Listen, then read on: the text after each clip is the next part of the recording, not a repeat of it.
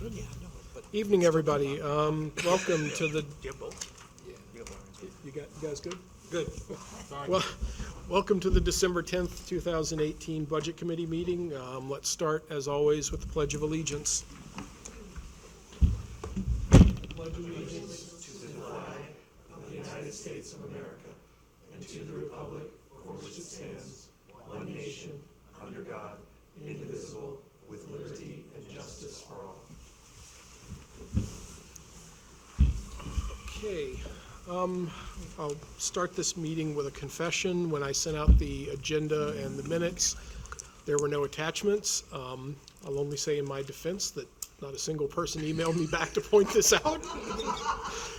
But on the basis of that, I believe we'll skip over doing the minutes of the November 26th meeting, since most people only saw them for the first time at 5 o'clock or so this evening.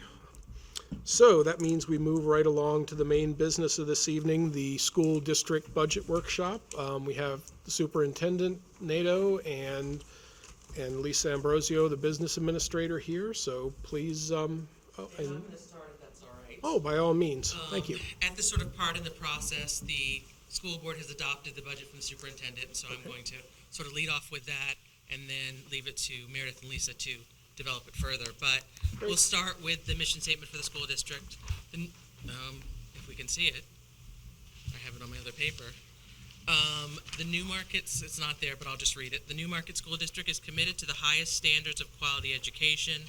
We ensure a safe and successful learning community. We embrace diversity and respond to the social, emotional, intellectual, and physical needs of every child. We strive to work with the broader community to ensure that students develop lifelong skills, enabling them to be contributing and productive members of society. And we use that mission to begin each of our meetings during the budget process to sort of have that as a framework for the decisions that we made. We sort of took that, and then Meredith asked us in, when was it, Meredith? September, for some budget guidelines for this. So I'll start reviewing the guidelines, and I'll sort of review the steps that got us to this point. As you can see, there were 4 core budget guidelines that were given. The first was to provide a rationale for budget changes. The second was to provide tax implications. The third, to provide for classes of 18 to 20. And the fourth, develop a budget that has the least negative impact on our schools. From that, Meredith met with her administrative team to develop the budget of each area. Based on these requests and the needs in their areas, we as a school board met with each of the members of the administrative team to review the different parts of the budget individually. And after that, a budget was compiled, which we reviewed at a few meetings. The school board looked at the budget as it was and requested that Meredith and her team go back and look at possibly reducing it by about $150,000. What would that look like for us? We asked for recommendations. We reviewed those recommendations, accepted them, and actually modified them a little bit, and then approved the budget that you will see tonight at our November 29th meeting. So at this point, I will open the floor to Meredith and ask her to present the budget to you. Thank you very much. Before Meredith begins, should point out, I guess, for people who at home or watching this later who can't see, that the entire school board is here with us tonight. So thank you for joining us. We appreciate it. Take it away. Okay, so I'm going to work from over here because we don't have a long enough cord, and bear with me. So our 2019-20 budget is up $380,846 over FY19, a total of 1.91%. And I will note, as you see the little asterisk there, that is exclusive of the teacher contract. And so we'll share some information with you at the end of the evening about where that stands. And then presumably we'll go into a little bit more detail on that at your next meeting. No surprise here. Again, over 70% of our budget goes to salary and benefits. Over the last 2 years, you've seen that 11% goes to debt service as we've begun work on the building construction and renovation. You see the other breakouts there, 1% for equipment and furniture, 2% for supplies and books, another 1% for utilities, etc. I won't walk through all of those pieces, but again, the lion's share obviously is salaries and benefits. That is correct. That's for the summary that I'm about to flip to, which you can't see at all on the screen, but hopefully is a little bit more readable in your packet. Again, this summarizes where the budget stands. That $380,846 increase is broken out over multiple areas of the budget, and I'm going to walk through each of those functions in a bit more detail for you. First, looking at enrollment, which I believe is tab 4 or 5 in your binder. If you want a little bit more detail, there's some background information provided in there. You can see that for 2019-20, we're projecting an increase from 1,064 to 1,103 students. And a lot of that is made up by the fact that we have a graduating class of 62 this year and an incoming kindergarten of 90 students. You also note that we are increasing our pre-K by roughly 11 students because our new preschool classroom will come online at the elementary school next year.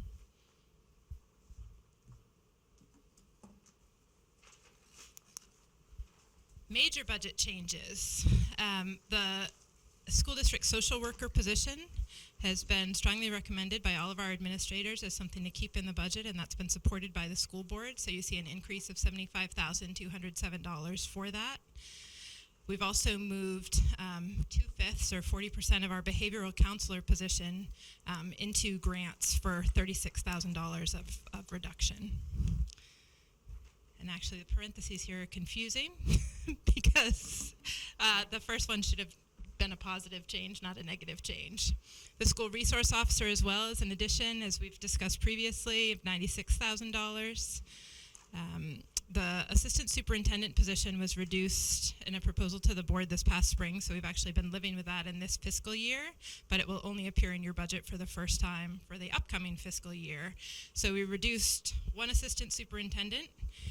We had one assistant superintendent and one, trying to do this while holding a microphone, could use my toes, one assistant superintendent and one building administrator that oversaw special ed for both buildings. So we will now have 0 people at the central office, and we have 2 people at the building level overseeing special ed as well as general administration. Increase to technology replacement equipment of $101,500. In FY19, we had some of those funds built into the capital reserve fund for technology. So it's not an increase in equipment, but an increase of equipment spending because we won't be able to, again, draw on the tech reserve.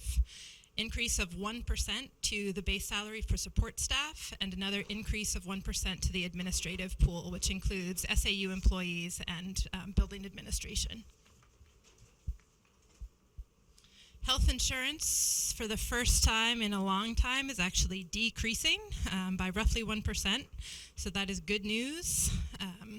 Our transportation contract, on the other hand, though, is going up by about 7%, and that is a contractual increase in a time when it is still very difficult to find and employ drivers regionally, and word is even true nationally.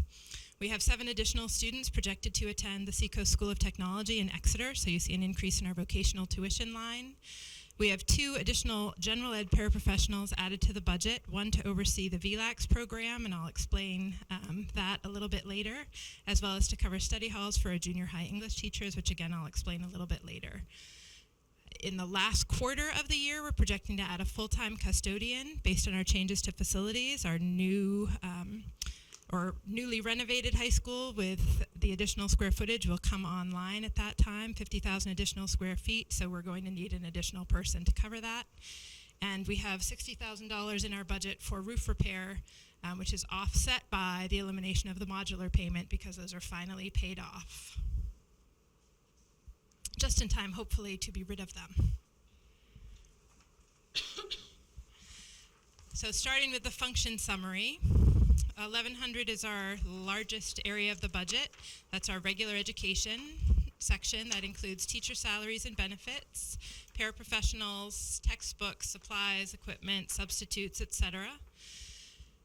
It's up 0.1%. That is because there is no change in this section to teacher salaries. Again, those are on a separate warrant article, which we will talk about later. The health insurance decrease is included in there. You also see the addition of one full-time general ed paraprofessional at the junior senior high to oversee VLAC students. So VLACs are virtual school, virtual online. They are online courses that our students take, and we've seen an increase in the number of requests for students to take online courses.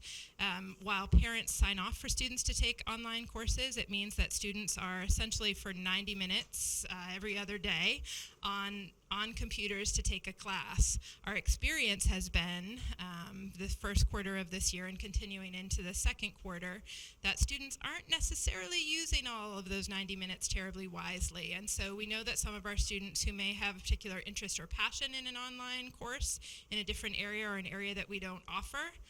Is that not working? I'm comfortable holding this. But thank you. Thank you so much. I might switch it off. I can have two. It's like rock and roll. That some of those students are falling behind on assignments and their projected completion date may be well beyond the end of the semester. And so there's a strong feeling on the part of administration and guidance that we need some additional supervision for those students. The second addition of a paraprofessional is for junior high school study hall. So right now we have 3 English teachers at the junior high. Originally, the high school had requested an additional half-time English teacher, but as we looked at our schedules, we have teachers who are spending one instructional period of their day overseeing a study hall. And so the better use of our resources would be to have those teachers who are certified in grades 5 through 12, English is a full secondary certification, teaching in their content area rather than overseeing a study hall. And so the paraprofessional to pick up that study hall coverage is about half the cost, or $30,000 versus 45 or 46, so still a savings. You also see in our regular ed the added days for teacher leaders. That's been offset by the elimination of department chair stipends. And again, the teacher leaders were part of the structure that we introduced after the assistant superintendent position was eliminated. And additional textbooks for the junior, senior high school. And that detail is included in your budget sections. The 1200s is special education. That includes teacher salary and benefits, paraprofessionals, tutors, supplies, IEP items which are specific to special ed, as well as special education out-of-district tuition. It's our second largest chunk of the budget, a little under $4 million, which is a decrease, again, over FY19. English language learner program, a decrease of $13,866, and enrichment activities increasing by $1,800. Within special ed, the crux of that change, again, teacher salary increases are not included, so that's the big asterisk that I would attach there. We have added a full-time nurse to meet IEP-specific needs. And we've increased our contracted services, so there's some realignment within special ed. And again, 0.4 of the behavioral counselor position has been moved into our grants. English language learner, that savings is really simply due to a change in personnel and benefit elections. And then enrichment is an addition of some artist in residence funds at the elementary school.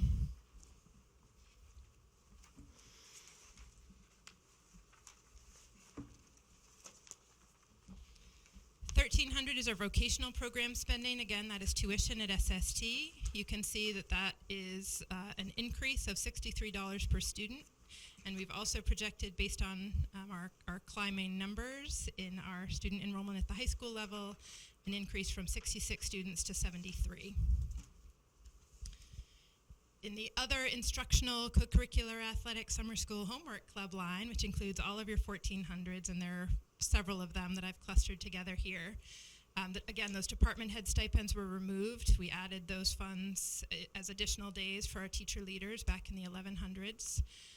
We've added some support for our robotics teams. We'll be entering their 3rd year next year. And athletics, we've added a spirit team. That's been a club team for a couple of years, as well as cross country, which was not previously included in the operating budget. The 2% increase refers to the stipends for coaches.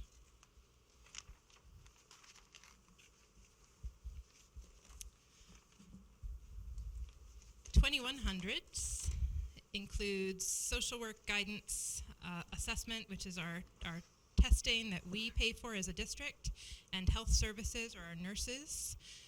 We've added the social worker, and the rest of the changes there are due to personnel employee benefit elections, but that's an increase of $74,210.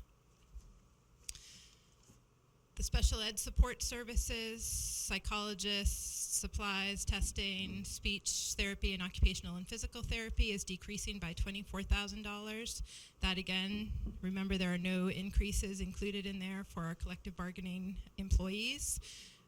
The rest of that change is largely due to health insurance elections.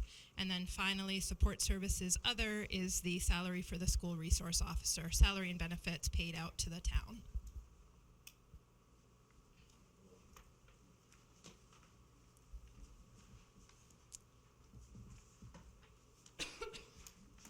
$2210, $2220, and $2230. Those are our staff development, library, media, and technology lines. As I've previously mentioned, within the staff development and support function, we've reduced the assistant superintendent position, again, from one assistant superintendent and one building administrator overseeing special ed. We've gone to 0 people at the central office and 2 people at the building level overseeing special ed and general ed. And we've also added back in those teacher leader days, essentially a net 0 there. We've increased our staff development funding for course reimbursement. We have a number of staff who have committed to a master's program as allowed through their collective bargaining agreement with Southern New Hampshire University, focused on competency-based education, so we've increased our course reimbursement line. You also see that $100,000 in technology replacement equipment previously charged to the Capital Reserve Fund, and I've just listed a few of the items here, but replacement switches. As we go through our renovation, we are updating our multiple switches to larger single switches, desktops for science, and we've scaled back on the number that we have in those classrooms, but we still need some to work some of the probes that we use for our science labs, and then replacing our one-to-one Chromebooks for grades 5 and 9.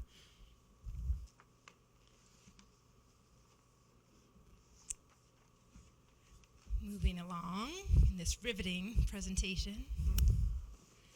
The next section is school board, SAU management, and special ed administration. So again, that includes our superintendent and business services office, the school district clerk and voting pieces, dues, treasurer, legal, our audit, supplies, and advertising. The largest decrease that we see there, if you look at those individual lines, is in teacher severance payments. I believe that's roughly a $35,000 decrease, somewhere in that vicinity. Again, the realignment from special ed of that building coordinator assistant principal piece, it wasn't a special ed teacher line. We've moved it into an admin line where it belonged originally. And then changes largely there, the changes in personnel and employee benefit elections. Because these are admin and SAU employees, they are not covered by the collective bargaining agreement, so you're seeing the 1% increases for those employees as well.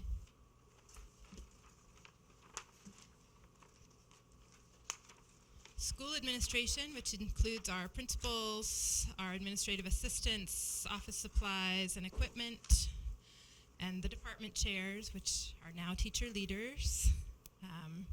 Again, that assistant principal, that was an assistant superintendent, that reallocation, I know I've mentioned it about 6 times, it's still out there. The salary increases per the support staff scale, so again, 1% added to the base plus whatever steps depending on the experience and longevity of the employees. Some benefits changes, and the elimination of those department chair stipends.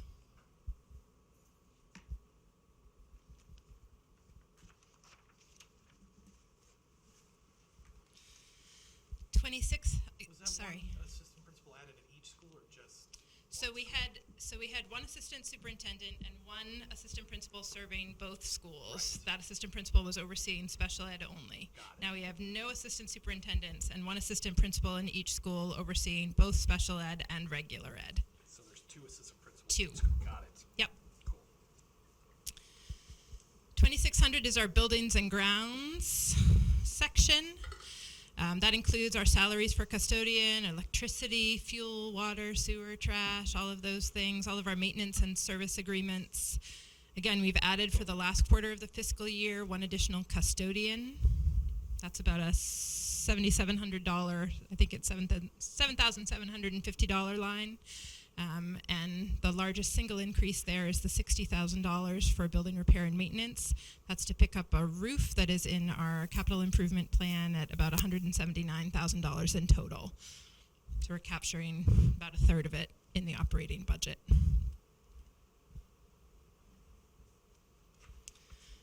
$2,700 is our general ed and special ed transportation. We're seeing a $59,739 increase there. That includes our transportation to the Seacoast School of Technology. Again, a 7% year-over-year increase there per the contract. And special ed is also seeing an increase based on out-of-district transportation. And again, those needs are all anticipated at this point in the year because we don't typically commit to those individual education programs until the year goes along. About $41,000 of that is related to the contractual increase. $2,800 is titled instructional support. Again, these all come out of our federal handbook codes and the reporting requirements for the state, but that is our lunch recess monitors, and that's going up $1,500. $4,600 were building improvements, but that was payment for the modulars. Again, you see a $59,402 decrease there, or 100%. Those are paid for. I think we've already made our last payment. And then 5,200s are interfund transfer. So that is a transfer to food service. And last year that was about $700. This year we're projecting that we're going to be using up a fund balance of about $18,000 for food service and potentially transferring some at the end of this fiscal year. And then next year we're projecting a $27,800 increase because benefit changes have occurred. We didn't have food service people picking up benefits in the past, but they've been eligible, and now they're picking them up. And so it is not unusual for districts to offset those funds in their operating budget, and we are now in a position where we need to do so.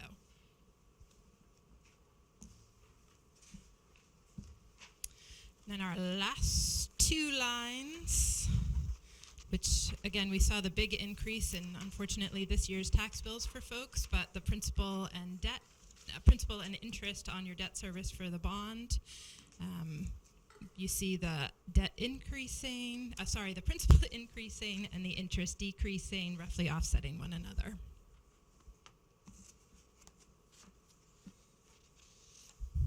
Finally, our special revenue funds, our Fund 21 is food service, so our net food service budget is projecting no change. Self-funding with the exception of that $27,000 we just spoke about to cover employee benefits.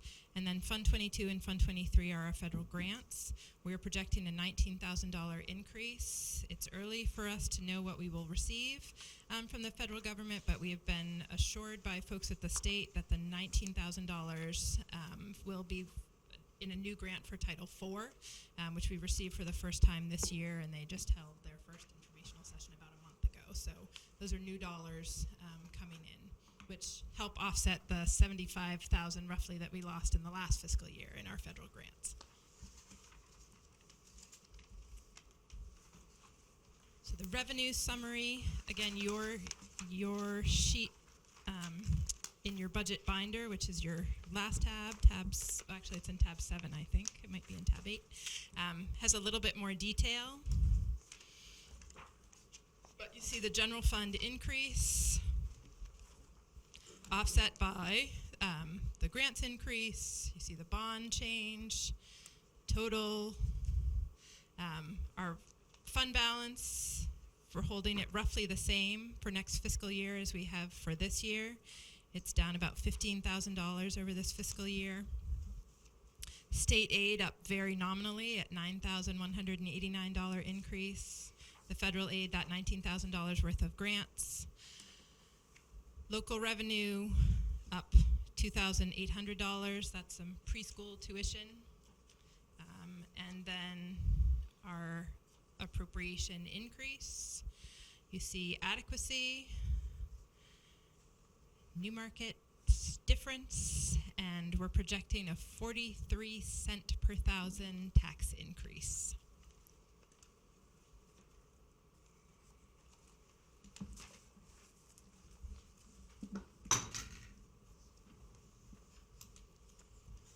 So again, exclusive of the teacher contract, the operating budget is up $380,846, or 1.91%, which is a 43-cent increase over current fiscal year tax spending.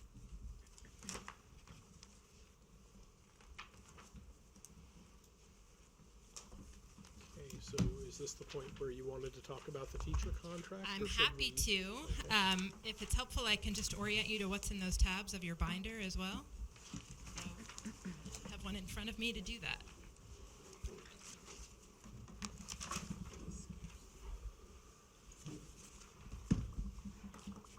So tab 1 is that summary sheet, and then it directly behind it walks through all the accounts by function. So you see all the 1100, it's the line item detail for all of those pieces with some comments for major ups and downs. Tab 2 is your account by function, but this way broken out by building. So 0 is the central office, 1 is the elementary school, 2 is the junior high, and 3 is the high school. Again, consistent with how we report to the state. Tab 3 is the account by object. So you can look at, for example, all the 5111s, or all the benefits specifically, or all the life insurance, or all the supplies. Tab 4 is a high to low sort, which I know people have asked for in the past. Sorted by dollars, starting with the highest level increase, which is for contracted services and special ed, and the highest decrease, which is the assistant superintendent salary at the very end. Tab 5 provides you with some historical data on enrollment. So the NESDEC report is in there, our own look at that, as well as information from each of our principals. So there's some detail about the elementary budget, followed by some information from the junior senior high principal about his budget requests, followed by some detail about the special education budget, along with some comparison data.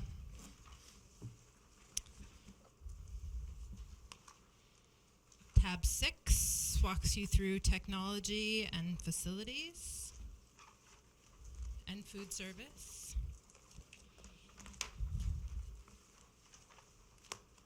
Tab 7 is our revenue summary, as well as the balance sheet for the capital reserve funds. And tab 8, when we see you next, we'll receive the default budget, which has not yet been finalized. The board approved the teacher contract on Thursday evening, and so we will be calculating that for you and hopefully take it to the board on the 20th and then provide it to you immediately following that.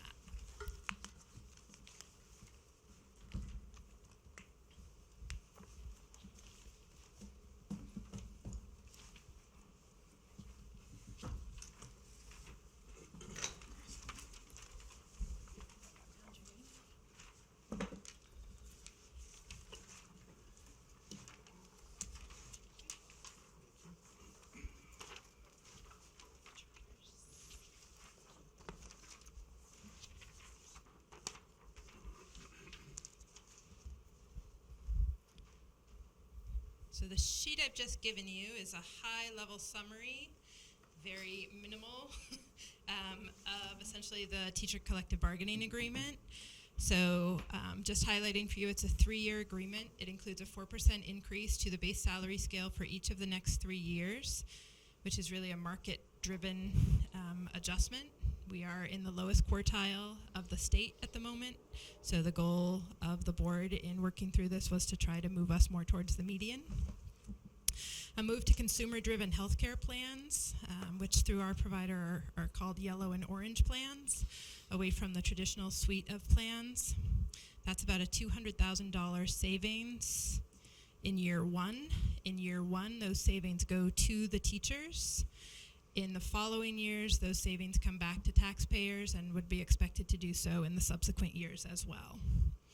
So anticipated benefits of this agreement: it helps to attract and retain employees by bringing salaries closer to the state and regional median, reduces current and future healthcare costs for all employees. One other educational benefit is that it provides the ability to move to an hours-based school calendar for future years, potentially reducing snow day makeups for students. So again, right now contractually our teachers have 181 days in their contract, 181 student instructional days.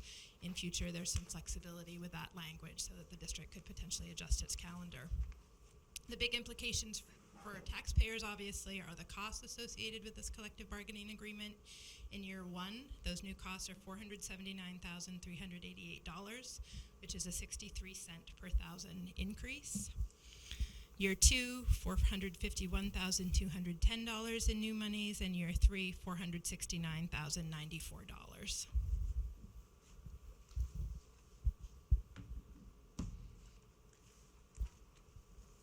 So the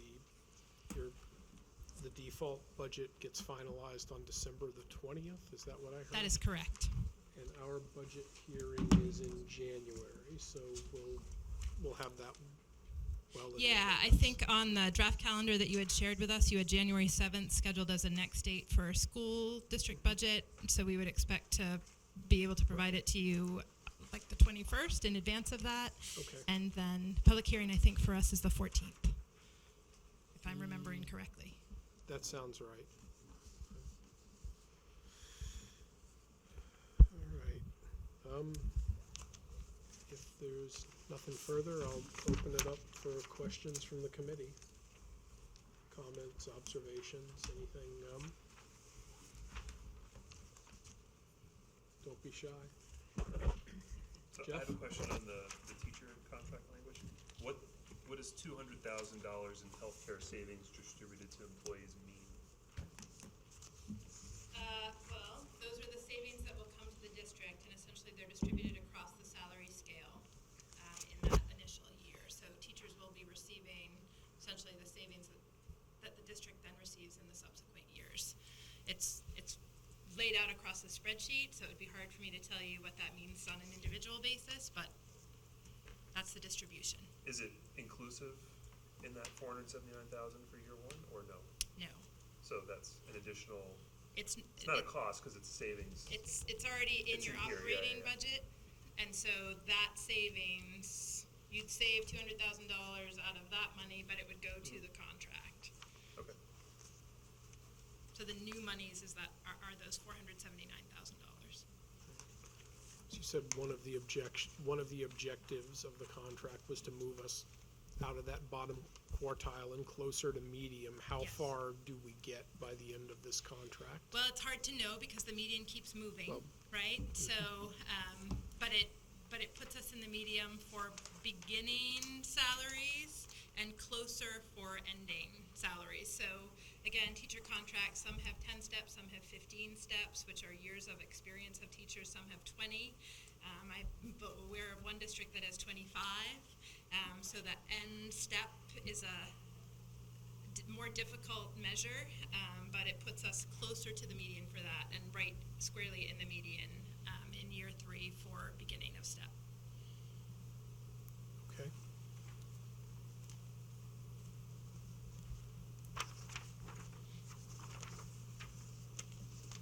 So I'm just kind of trying to aggregate big picture items in my head. Special ed costs sort of get spread across three different places in a sense in the budget. There's your normal 1,200, which is, I guess, in-district special ed expenses. It includes out of district as well. Okay.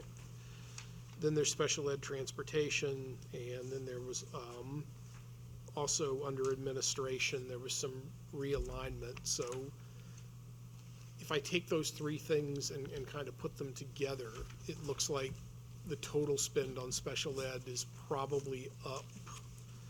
I'm probably gonna butcher this, but it looks like the total spend on special ed is probably up 60, 70,000. My recollection is that it's a little closer to 100, actually. Okay. I'm trying to look at Erica's summary, which probably gives you the closest detail on that. No, it doesn't.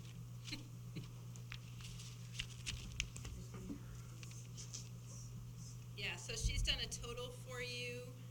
Yes, it's missing a couple of adjustments, but if you look in tab 5, it's the last section in that tab. And if you turn in 1, 2, 3 pages from the end of the packet, there's a little summary sheet.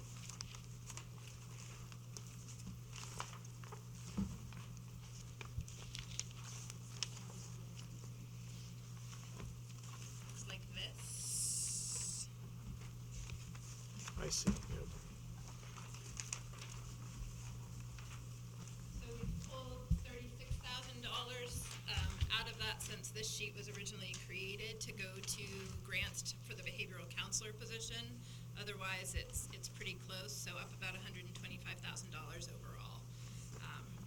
The social worker is included, even though it serves both general ed and special ed. It's sort of in that function, for lack of a better place. Okay. That's something I try to, when I first saw special ed going down, like, no, there's no way that's possible in reality, but it's, given that things are being redistributed, the increase is more or less what I would have guessed based on past years. Other, So, yeah, to yeah, that point Dave. on the special ed, I mean, you showed us that sheet, that was one of the things I circled on my computer. It looks like, as far as our placement, we're well below the state average. As far as a couple of years back, it looked like, as far as spending time in the classroom and things like that, it looks like we're significantly below kind of what the state's shooting for. Is that the ABA and everything we're trying to do, is that trying to get these numbers more in line with the state? Is that Yes. kind of where we're going? So that's an overall Yeah. professional development goal. It also ties into the work we're doing with our teachers around universal design for learning, which is really about how are we looking at our general education environment to help make sure the supports that benefit everyone are in place in our classrooms in general. The ABA program is really focused on, better serving the needs of students in district, but also hopefully reducing out-of-district placements moving forward. And ABA is really around autism. Right. And it's applied behavioral analysis is what it stands for, and Erica provided the very last page of her packet, gives you a little bit of an overview about what that entails. But it's focused on really intervening early. So we start those services with children when they join us in preschool at the age of 3, and continue to provide those services over time as they sort of age up through our system. But it's a fairly intensive process early on for students, and the goal is to help them be ready to be successfully included with their peers as they grow older. Because out of school or out of district special ed, that's really where the hefty costs come from. It certainly can be, yeah. I Kind mean, of do it more in-house, we start to eliminate a little bit of that. That's right, and as we have a little bit more space available to us, our ability to do that, combined with, or layered with, robust professional development increases. So what, it's like every year, what strategies are we looking at to try to have some sort of negotiating lever on the transportation contracts? I mean, I know for a fact that we got off to a very rocky start with the busing this year. The costs continue to go up. The quality of service, I'll generously say, is not improving. And I understand that there's a reality, believe me, the business I'm in, I understand that there's a reality of commercial drivers are a rare commodity and seemingly growing rarer, but special ed in insurance and benefits for the teachers, it's going like this. It's going like this across. We get it. It only becomes more expensive. And we're investing in a lot of strategies to try to rein that in through the teacher contract, through other things. I mean, going all the way back to when I started badgering Nathan Lunny with this question, I just don't see any sort of strategy coming from the school on how we ever put a lid on this, or at least give ourselves more negotiating leverage to try to limit it. Well, it's an interesting place to be. We extended our contract last year for the subsequent 2 fiscal years, knowing full well what that rate increase was, but it was comparable to what we were seeing in our research with districts all around us. The biggest jump for the providers is in their salaries and benefits. They've had to up salaries to be able to attract and retain drivers. A lot of them have sign-on bonuses. They're doing what they can to attract people. One of the greatest challenges we have in regular ed transportation is there's really only one shop in the area. And again, I wasn't here when the transportation contract was originally bid, but that's the challenge. You might not get another bidder. There's a fleet sitting right there in Exeter, and there's not another one in the immediate radius. So they're able to bid competitively compared to someone who'd have to come in, find land, put in a garage, bring in a fleet of buses, and start to open up shop and deliver services. Where we've had better luck is in our special ed transportation costs. We are part of a regional collaborative that looks at special education services. It's the Seacoast Learning Collaborative. It includes a lot of our neighboring districts. We work collaboratively to try to maintain and reduce those costs as best we can, but it's still a challenge because they're competing for drivers against the First Students, right, or the Durham Transportations who have continued to expand nationally. Where we're seeing a great challenge right now is in bus repair and maintenance costs within the Seacoast Learning Collaborative, because the garage that they were previously using got bought out by one of the other transportation providers, and so in order to continue to receive the same service, they were being asked to pay significant additional dollars. So one of the roads that we've traveled down as an organization is trying to see, hey, is there a way that we might look at doing our own maintenance? But there are break-even points with that. We also try to share transportation in special ed where we can. We've cut back in our athletic trip spending. We generally try to contain that within the greater Seacoast region as best we can. Ride share with our teams. We're trying to attack the pieces we can. Unfortunately, the labor market piece is the greatest challenge. All right. On the transportation, it's an increase of 7%. We're year 1 of a 2-year contract? So it's really year 4 and 5. It's a 2-year extension that was Is there an signed increase last year. The following? There Or is, is this? but I'm not sure of the percentage for next year. For 2021, I'm not sure. I can't remember what it was. That felt like years ago. It is what it is. I mean, transportation is the toughest thing right now. Every district's having an issue. Is SST, Yes. they're being nice? They're increased. We're having more students, but it's costing technically less? I mean, it's a great program, so I'm not knocking Yeah. SST at all. It's done my family very well. So it's an increase actually of $63 over what was being spent actually this year, but it might be a decrease over what was projected earlier. Their numbers always get sorted out in the fall based on the, again, regional vocational agreement. It's set by the October 1st enrollment numbers, and so when the October 1st enrollment is finalized, right, how many students are in seats at SST on October 1, then the cost is apportioned out. So their budget is approved by the governing board, which is all the member districts and includes Ingrid representing Newmarket School Board. They approve, okay, to provide all of these programs, it's going to be X number of dollars per student. So that's the number that we put in place, and then every year in the fall, there's a budget adjustment. Do they have a cap of number of students they'll take from a district? Some districts set caps, we do not, and they do not have a cap. They have a total enrollment that they can't exceed, but they have not hit that in recent years. It's great to see an increase in students. Absolutely. Oh, yeah.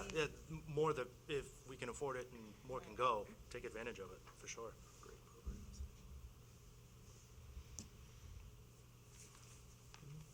programs. I guess I'll, just as a general comment, I was really encouraged by what I saw in the co-curricular and athletics. It seems like some really good new opportunities for the students. I mean, the robotics is a big thing, and it's actually pretty encouraged by seeing the budget for the trainers for athletics. You know, the kids play these sports at a much rougher level than we ever did when I was that age. They get beat and banged up.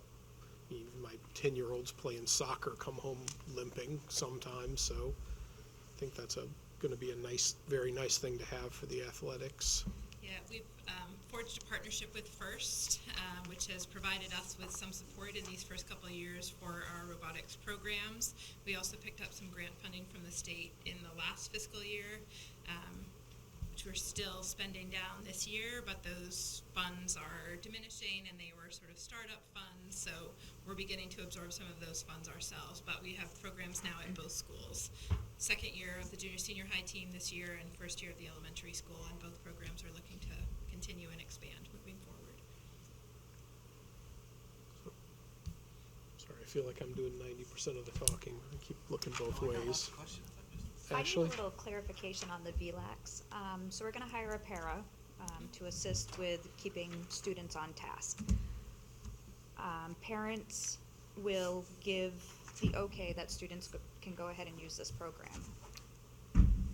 Are the classes, are regular gen ed classes, are these specialty classes? It just sort of seems to me if there's specialty and the student is not using the 90 minutes appropriately, you know, that there should be a certain kind of system built-in warning process, and then, you know, maybe they try again next semester or that type of thing. You know, who oversees whether VLAX is a good fit for a student? And, you know, what are the type of classes, I guess? Yep. So two parts to that, and I'm going to answer the second part first, which is the types of classes vary widely. We have students taking things like AP Psychology, and we have students taking like criminal justice. Okay.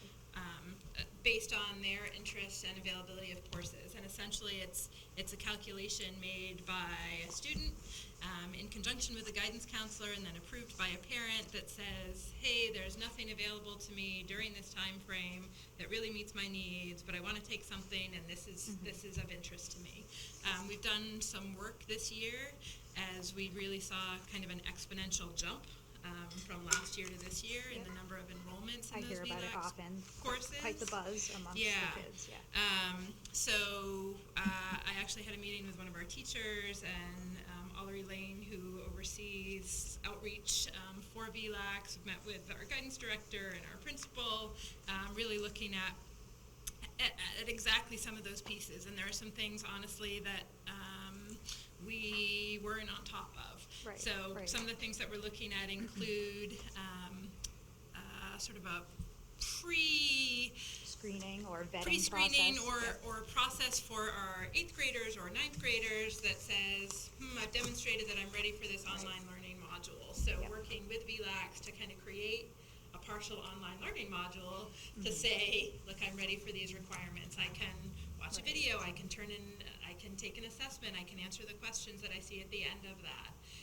Sort of gearing them up. Technically speaking, though, is it the parent who gives authority that a child can do it? So let's just say a child fails 4 90-minute modules in a row. As a district, we don't have authority to say this is not for you, so, you know, we're not going to, you know But what I I'm think saying? we have a Like, responsibility to say that, and I think it's a shared Right. effort. Like most things in education, we say, geez, we're a small high school, we can only offer so much. This would be a great opportunity for you. We support you in doing that because it's a better use of your time than taking, I mean, I don't want to, not downplaying Right, any but of our another courses, study- but maybe another study accounting hall or is something. available to Yeah, you and it's yeah. not a great fit. So great, we'll give you the opportunity to take this. Parent says that sounds good, and yet there's a Right. balance, right, of readiness, right. of skill, of And adolescent parent overseeing procrastination. too. You know, you would think that when we do hire this para, that, you know, perhaps it would be a good call for her to sort of look for parent involvement and Absolutely, and I accountability think that's, and, again, one of the you know. pieces we've recognized has been a shortcoming this year. Okay. Right now, our library media specialist spends inordinate amounts Yep, of yep, time, yeah. which really is probably, again, not the best use of that professional's time, who should Yep. be helping students build research skills, Yep, learn how to use, you know, the databases that exist for more in-depth research, understand with our middle school students how to, you know, choose titles of interest. So we're looking to shift some of that. Our computer educator by default often winds up with some Right. black students in her Yeah. room. Again, it's not been the best use of her time, Okay. whereas we think we can be Yeah. increasing some of our programming in that area and focusing on things like coding Right. and some That of would those be more amazing. in-depth programming Okay, pieces. last question with this. Sure. Are all the classes sort of special interest classes? Would a student ever use it for just gen ed, math, science, for whatever Yes. reason, maybe instead of going to It a may be charter because school or they're a at different? SST. Okay, so it could be a Um, time constraint It or? might be a time constraint, it Okay. might be, you know, they're a high-flying student who's trying to fit in a lot Yep. of things. They might be doubling up in math to try to get ahead on Yep, and on graduate early. coursework I or hear that's a graduating big- early. yep. We have Okay. students who, let's see, maybe doing some credit recovery. Right, right. Or competency recovery. And that's a very nice way to provide that kind of, yeah. But it's Okay. along the lines, it's self-motivating. Right, When you yeah, sign up for this, yep. it's 90 minutes, and you are responsible. And I think there's a lot of buzz, like you said, a lot of people sign up for it, and all of a sudden, it becomes overwhelming. If you don't Right, keep up with right. it, Yeah. it's overwhelming, and shouldn't be. This is one of the things I struggled with. It shouldn't be us hiring somebody to babysit. Well, exactly, But the yeah. parent is the one that will call the parents and say, this is what's going on, what are we gonna do? But Right. again, And in our outreach to VLAX and in their experience with some other schools, one of the ways they have built out this program successfully to, again, try to offset some of the gaps in their own course offerings because small schools can't do it all. They have found that having a paraprofessional to provide some support and oversight has really helped the success rate for Right. students in these Because courses. these students will inevitably be in school to touch base with this person and, okay, all right. Probably Actually, will I have. can also say, the VLAX is very helpful for students who are missing a credit. My youngest daughter did, one of the very few students that's done 4 years of SST. It's very uncommon, they do either the first two or they do the second two, but they don't go all 4 years. So she was actually missing a credit. She needed the credit because she was at SST half the day, Right, every day right. for 4 Okay. years in a row. So she has to take a VLAX class in order to just make up that, we used to call them electives. Right, An right. elective credit, that type of thing. So it's beneficial in more than just a Right. gen ed Yeah. class or something like that. You can It- see, though, the different tiers of sort of motivation, though, on the student's end. You know, if you need one credit because of those, you know what I'm saying? It takes a So, lot of yeah. parent participation to Okay. push the envelope in front of them, for sure. Oh, yeah. Nice, thank We you also for, think that there is value to it because more and more of our students are taking online courses at the university level and college and trade school level. So Right. the experience of that with some supervision to help them prepare for it is another college career readiness skill for our yeah, students. absolutely, definitely. It's just sort of that logical consequence to me. If you sign up for college, you pay for a class, you fail, you lose your money. So it's, you know what I'm saying?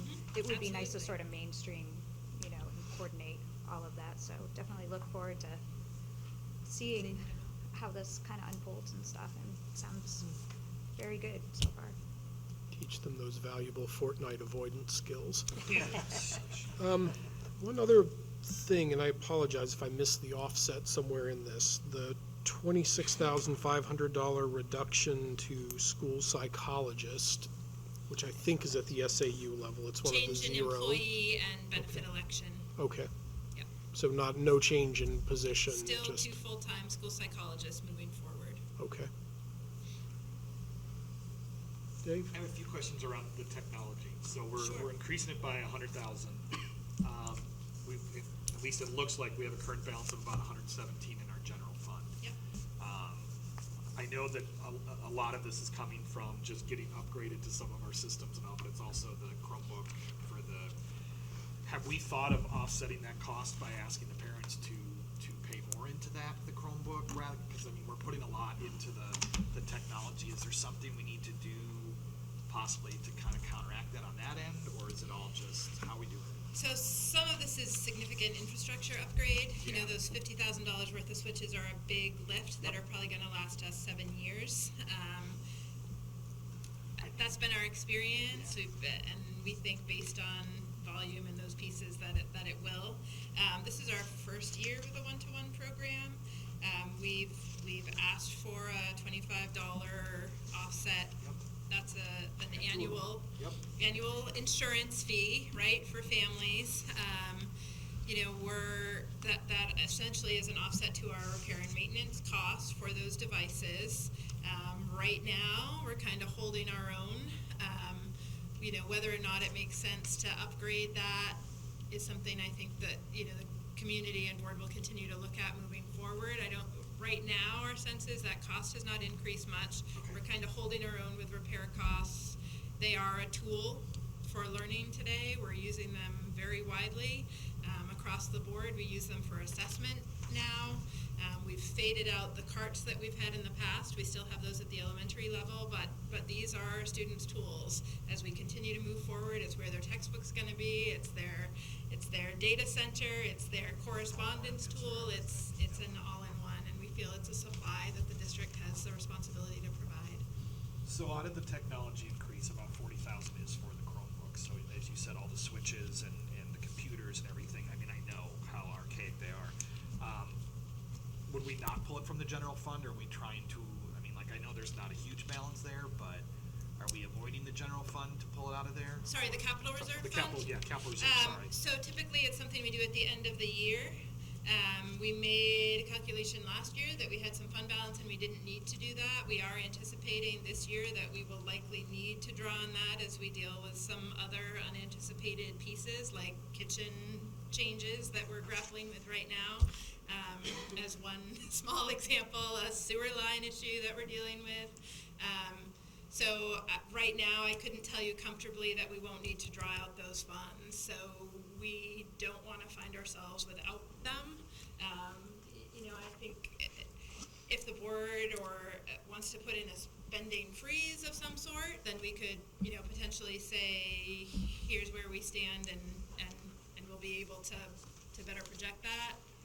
At this point, I haven't been asked to do that. And then my last question on that is because the technology cost is going up, I've noticed that the donations to that trust fund for the last 3 years have been like $80 or $300 or anything like that. It's just interest. Right, well, that's where I'm going. So we haven't really done much with it. Do we anticipate having to do that for the future? Or are we gonna try to just balance it through the operating?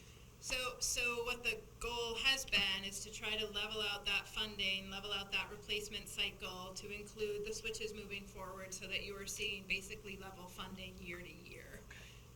Which would mean essentially that you're gonna be depleting that capital reserve fund and not refilling it moving forward. Okay.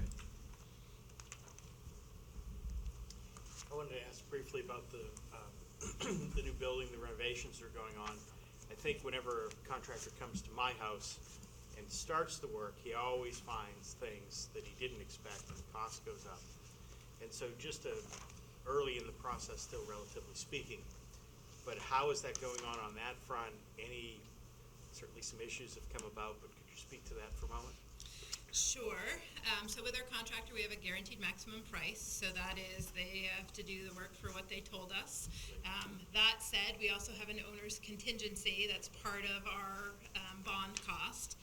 That owner's contingency is to deal with some of those unanticipated events. Now, some of those things are going to be directly related to the renovation, like we find asbestos somewhere that we weren't expecting it. Right, we've tried our best. We tried our best through the process to account for as many of those things as possible. But we know that, for example, some of the soil at the elementary school was not suitable for building. It was considered unsuitable, and some at the high school parking lot was unsuitable. So we spend down once our allowance is spent and what we sort of projected for those, we are drawing on the owner's contingency. As of right now, we're projecting about $250,000 left in our owner's contingency for the life of the project. And again, we've done our best to sort of forecast, here's what's coming up. The kitchen piece that I referenced, that really is an operating budget expenditure. So one way or another, we would have had to serve lunch this year. The issue that we've had is not caused by construction. It is caused by aging infrastructure. We have corroded drain pipes and a drain system that failed, a grease trap that failed. We can't operate out of that, so we have to figure out, picking up from our operating budget this year, cost to rent a vehicle to transport food back and forth, picking up some insulated containers, potentially some additional labor costs, splitting the shifts. So those kinds of things could hit either way. In this case, that's an operating budget expense versus an unsuitable soil or asbestos that would be a project budget expense, if that makes sense. Right now, I think we're fairly comfortable that we'll stay within, but it's still relatively early in this process. There's about a year and a half to go, particularly with the junior, senior high renovation. So fixing setting aside the higher operating costs we're incurring to shuttle food back and forth, fixing the kitchen, is that something that are thinking of pulling out of the capital reserve fund, or is that getting addressed in the broader renovation? So the decision for the kitchen is to move up the renovation timeline for the kitchen. And so instead of spending money, roughly $70,000 to repair the known problem, which isn't necessarily the whole problem, because as we dig up under 6 feet of concrete and try to tie into another line, we may find that other line is not in great shape. To spend 4 weeks, right? Spend $60,000, maybe more, 4 weeks in to find out that, oh yeah, that's a bigger problem. It's going to be X number more weeks and X amount more dollars. We've said, we can get the kitchen completely rebuilt in 4 months. Let's start with that. We'll figure out how to absorb the costs in between, which are incrementally significantly smaller. And we have our new kitchen online right now projected for end of April.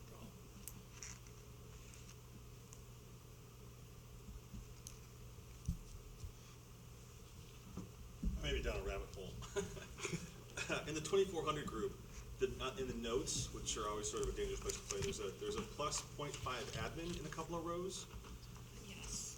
Is that a half FTE, or is that a half a staff member? So previously, the person overseeing special ed in both schools, that administrative position was in the teacher costs, not in the administrative costs. And so as we were reducing the assistant superintendent and putting in the other building administrator, we said, geez, that really ought to be an admin cost. It's not a teacher cost. Okay.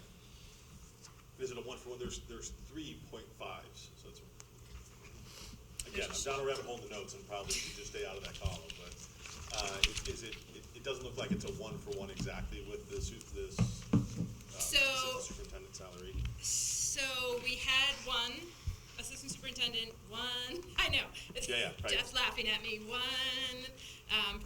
building coordinator overseeing special ed for 2 schools. Yeah. We went to 0 here. Half of the cost for those now 2 administrators, half is in special ed and half is in general ed. So you've got a 0.5 special administrator at the elementary school, a 0.5 special ed administrator at the junior senior high, and a 0.5 regular ed administrator at the elementary school, and a 0.5 regular ed administrator at the junior senior high. Okay, perfect, thank you. Yep.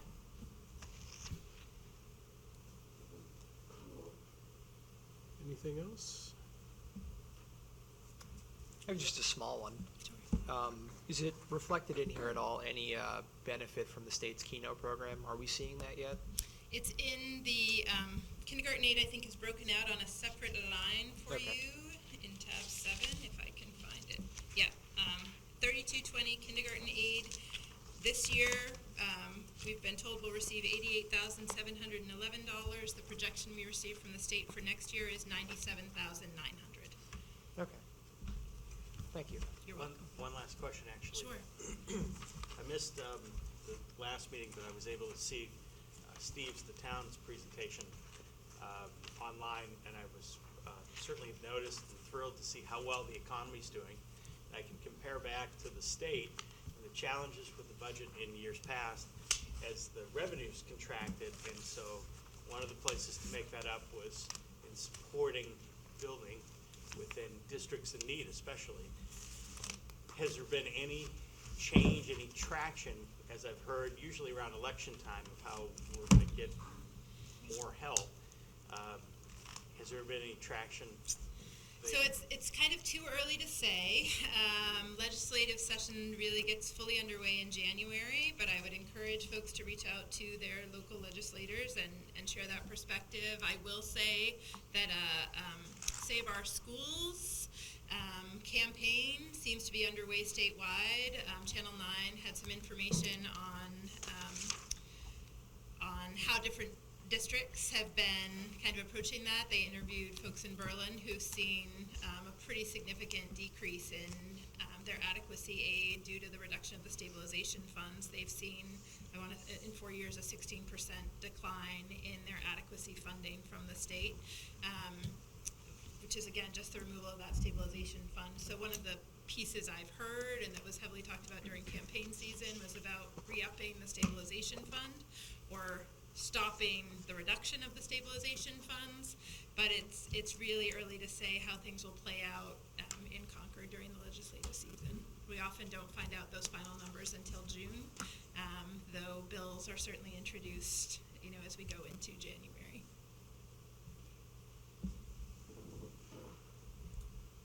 The contracted SRO, Yes. last year there was 88,000 put back into the budget. Is there currently an SRO there? Is there currently an SRO? Yes, we have an SRO at the elementary school. Okay. You're budgeting for this one $96,000. Is that going to be a bill of $96,000, or would it be billed quarterly, or? I guess that is a question for the town, but maybe the town finance director would like to answer that. That's the way it was explained to us in the other kind of contentious that's how- meeting was the Yes, and we're reviewing the timesheets as they come in and seeing what days that person is working, and any overtime will remain in the town, and any time the school will be charged to the school as we get the timesheets. Yeah. And we like to bill on a monthly basis to the school, however, we're on a quarterly track right now, just going due to forward. capacity to do the work. Sure. Going forward, the police chief has mentioned maybe hiring on a full-time, another full-time. It's not in his current budget, but possibly going forward. The town administrator mentioned that this SRO might end up being that person.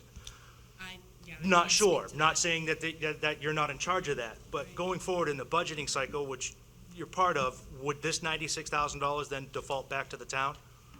We Or- would, no, we would still need an SRO. If it's not that person, it Would would be a it- different person, I would guess. I guess my question is, would it not fall under the guidelines of the current SRO at the high school, which is 100% paid for by the town side of the district budget cycle So if we area? didn't spend those $96,000 in the operating budget, if we did not receive a second SRO, or if we were billed for only one, which I guess is something the town council and school board would need to work through, because our MOU is that one is paid for by the town and one is paid for by the school, and that we have two.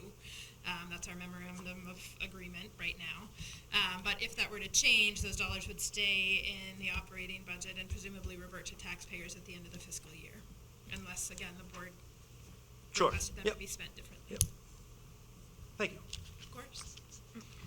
Just cycle back to a point you made there about the SRO potentially, serving at the town level. I think that was only contingent upon the school board not, paying for another SRO this year. So not necessarily planning to use that person as another officer for the chief of police, if that was your concern. Well, there were some people that were concerned that the school district is paying for a town employee, Yes. which the police fall under they have their own contract, but they fall under what a town employee would be. And the school district is paying for that position to be in a building, which is fine. I support it 100%. Yeah. But then turn around and paying for that position 3.5 months, 3 months during the summertime when school is not in session, the school is now paying for that, a patrol officer. Yeah. which should not fall back on the actual town side of the budget cycle instead of the school side. I think that totally was the agree. concern of some people, including myself. Yeah, it's a valid concern. And I've heard the concern the other way, which is that the town's been paying for a school resource officer who's exclusively in the school 9 months of the year, for years. My only argument to So- that is Chief Sear said something very smart. It's the largest building in the town, and it has the most people in it. Why not have an officer at that building? Not in a position It was to the best argue with response you. I'd ever heard. Yep. Thank you. I wasn't trying to be contentious or anything. No. It just, Nor I. So really looking through it's just an under 400,000 increase. Other than the roof and the transportation increase, it's pretty much people driven, whether it's the resource officer, whether it's the social worker, paraprofessionals, things like that. So it's mainly driven. Do we know the 1% support staff, like, amount that kind of comes to overall? Do you know For- that figure? We can get that for you. I was gonna say, doing, just in my head, I figured about 20,000, give or take, so that's We about have- half of the increases that I'm seeing for the budget. Yeah. We know what the admin SAU one is 15,000. We would have to double check that figure for you. It's based on how many people are at top of scale and then how that plays out across the scale. So the roof, is that the high school or the elementary? That That's is one of the last high school roofs. one. So that's not It is the part of the. last one that we have currently based on Okay. our roof Okay, review schedule, and we do audits annually of our roofs. That's part of our maintenance contract with our roofs. I don't think you have another one until 2024 or 2029, and I don't have that with me. It's in our CIP. so this isn't addressed through the construction project, this is just the building that was already there that we have to resolve. That is correct. For what that was, I'm sorry. I know what it is, I know, I got it, I'm just. if I remember right, they didn't do the third phase, right? I have a quick question about, so we're looking at a 20-hour-a-week position for summer technology manager. That's new. What is he? It's what is not this manager, it's position technology for? assistance. Okay. And that really is. Monitoring the site? Partially driven by our major construction efforts. We have to recable essentially both yep. buildings entirely. We've got some contracted support for that, but it's reconfiguring our setup. We're redoing all of our phones. Makes It's sense. a pretty major overhaul this All summer, right. so we're trying to, as inexpensively as possible, procure some additional labor. This is a person who's just there temporarily while the project's. That is correct. Right now, it's budgeted part-time, summer only for this fiscal year. Thank you. So I have a question about the enrollment projections. I saw the note from the demographer that said we're within whatever it was, 14 students, I guess, but they were under. And I'm wondering, if I remember right, the NESDEC projections are just numbers. They don't consider anything else that's going on, like the renovation. Do you anticipate needing to do any extra work with the enrollment projections or contracting anyone else to see? Because you're basing your decisions for a year out on numbers that We you know, don't can base go- them on NESDEC. We include NESDECs, but we do our own year over year, and we try to look at how many students have we captured, how many students have we lost, and we do kind of a 5-year look back to sort of see. Trend-wise, we're expecting to see some of those numbers that have declined historically at the middle and high school level stabilize as we move forward. So that demographer's note is included. I would counter it with, let's wait and see in a few years, but our projection is based on our current numbers and our historical data. But this is not historical. What's happening now is new. So that's what I was wondering is, if you just look back, you're not going to capture anything that's coming now as a result of changes. So But are if there you- other towns that have gone through those kind of number projections? The reason I bring it up is just, if you get a false sense of security, then it can ruin your future plans, and maybe as much as this budget year that we're looking at now. It doesn't have to be way out in the future. So is that something to think about or no? So I would say we have a pretty good handle on what our elementary and middle school numbers are. We've done rollover projections for most of those middle grades and entering the high school, where historically those numbers were reduced in the projections. And so we have not made those reductions. To think of a comparable school that's been in renovation hold for such an extended period, would be hard for me. I think you're probably looking at Claremont, one of those districts. I haven't reached out to them to look at what their historical experience was around enrollment. We're also in a much different region, but essentially been in a holding pattern for almost a decade, which is, or you were, with the facilities renovation, and so we definitely heard. We could see in some of our charter enrollment and our private school tuition some declines in those numbers, and we saw those reductions in class size from elementary to middle to high school. Again, that is not what we're projecting moving forward. We're projecting more stable enrollment. Okay. I wasn't really suggesting looking for comps, like towns that Okay. went through the same thing. Maybe advice from towns, like what would they have done differently if they had known in advance? Sure. Could they ask different questions of the demographers? Could they, ask for a more thorough investigation, a different kind of investigation? That's really all I was going at. So if you feel confident in that, that's good enough for me, because I certainly don't know. I feel comfortable in the short term. I mean, again, I think that's something, if you want a really strong look 5 years out, that's a for-fee service. That's not what NESDEC provides, so the district would need to contract for a more advanced demographic study. All right, thank you. Of course. Lou? Please forgive me if I've forgotten something. The 2600s, the facility director, is that not a shared position? It is. So the revenues are in the other local sources line. I may have missed it. That's okay. I'm trying to. Is it just the other? No. Sorry, local. Other local grants and reimbursement. The 56,500 includes.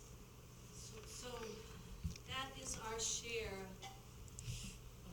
of the entire percent salary and benefits. What's in the budget is our share of the salary and benefits for that position that we have to pay to the town. What's the So percentage? the town gets the revenue. It's Third. yeah. Two-thirds. It's roughly two-thirds, one-third. Yeah. Two-thirds So the school, school- one-third town. And then So if that whole position is costing more than that. It's a third. Right. So That's why I wanted to make sure that I didn't forget something. Yeah, so I calculate the entire salary and benefit, and then I do a ratio of what the budget growth is projected to be, and I predict an amount to come to each side. So each year I true that up. So in the past, we had 50,000, it wasn't enough, based on what the budget was and what that person made for salaries and benefits. So it's the entire expense. our two-thirds cost is in there as the Yeah. facilities So director. the revenue And then that if you is look at here the is for revenue, my position. That's what's offsetting in the revenue, not for the other position. So I just wanted to clarify that. So my position is 100% budgeted on the school, but it's offset by revenue on the other line. The facilities director position is 100% budgeted on the town. And then the school we budget pays our expense. what we pay. Yes. And it comes in as revenue for the town. Right. So both positions are entirely budgeted, but the revenues go between. It's news, we're just trying to. Yep. Yep. Yeah. Could you, I reached out to someone earlier, could you just explain, I know the answer now, the difference between the lines and the propane and fuel oil? And it's Yes. just more so other people know, Yes. if they were to look at Great- it? Great question. it- So yeah. we were using number 2 oil, and we are moving to propane as we go through this renovation project. So this year is a little bit of both, as we work with our temporary boiler at the junior senior high and have now brought our propane burners online, or propane boiler online at the elementary school. So they're basically offsetting costs. Propane is a little bit more efficient. That is the reason that was recommended by our engineers and the decision that the building committee made as a fuel source moving forward. The boilers that we've installed, though, are dual, or will be. The high school one is not yet installed, but they're dual burners, so you will have the option to go back to fuel oil if you chose to do that, or move forward. But right now, propane is sort of the most efficient piece, and so Well, there was you see that shift. talk in town at one point of doing LP up the road. Yep. and having it go up Main Street, but Yep. that's down the road a lot. Take my word for it, we don't want that. Talk to Keene about what it's like to have a piped propane system. Yeah. Anyway, Just go to Northern Mass. So, the only thing we really have is the budget and the teacher's contract. There aren't any other warrants or anything like that. So right now, if everything passes as is, I mean, I know we gotta get more details, but we're basically looking at $1, $1.05, $1.06 tax increase. That's correct. Now that David has brought that up, could I make, you're saying there's no, other than the teacher's contract, no other warrant articles? Could I make one suggestion, either this year or next year, is dissolving the school construction and renovation trust fund? If you come to the town within the next 10 years about a school renovation or expansion, God love you, because you're gonna be fighting straight up and down. That is a good suggestion, and I'll, certainly the board is here to hear I mean, there's only that. $99 in it. we did Maybe you can discuss that as a transfer it to the recommendation. maintenance and repair fund, whatever, but just to, Yeah, there are a couple Cross in that there off that the we've list. discussed eliminating.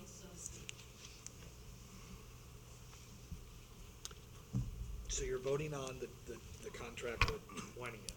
So when we'll get a lot more detail at the next meeting on the 7th. So they have voted on the contract, but they'll vote on the default the budget. default budget, And we okay. can, they just adopted the contract on Thursday evening, Yeah, so we right. didn't prepare to give you a full God, no, detailed I get it. presentation, No, we're but- all good. I watched the meeting. I knew. Okay. So just, we'll have more costs and benefits and all that kind of stuff, so it'll be more of a breakdown when we meet in the January. Sure. Okay. Yeah, you have the totals, but Yep, we can give yep. you more detail. my last question is really minor, but really neat. In the side notes of a lot of the items, band has increased, which is really good. Do we see it more in the high school or more in the elementary school? And is not our band teacher half-time? We have a full-time band teacher. and a Okay, at one time it full-time- was half-time, and Yeah, that was years ago. full-time Okay. band teacher and full-time choral teacher. At Our- both schools? One elementary music teacher, and then one full-time band and one full-time choral teacher at the junior, senior high. Our band teacher teaches 1 period per day at the elementary school for an additional stipend, where she goes down and does instrumental lessons. I would say we've seen pretty stable enrollment in 4th and 5th grade, but then we've seen a jump in sort of sustained enrollment in the middle school level. High school is still a challenge, and that's driven by things like SST and kids trying to fit things into their courses, or fit courses into their schedule, not fit things into their courses. But When purchasing the musical instruments, do the students rent them?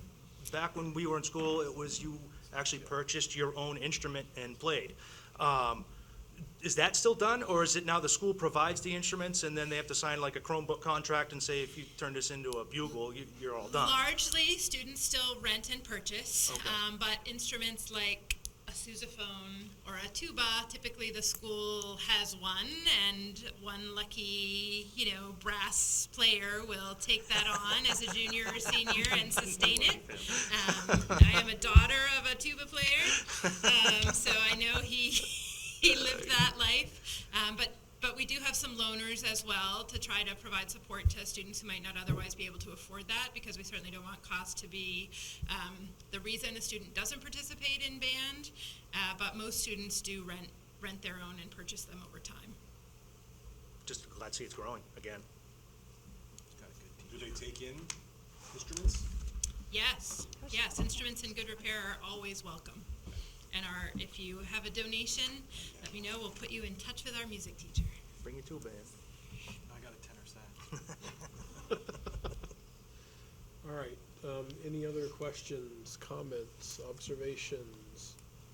I appreciate all the Yeah, detail. thank you. Yeah, thank you so much. Really appreciate it, everyone. Teacher's contract. All right, any other business for tonight? No? Do I hear a motion to adjourn? Motion to adjourn. Second. Thank you, Dave and Zachary. All those in favor, please say aye. Aye. Aye. Opposed? Thank you, everyone.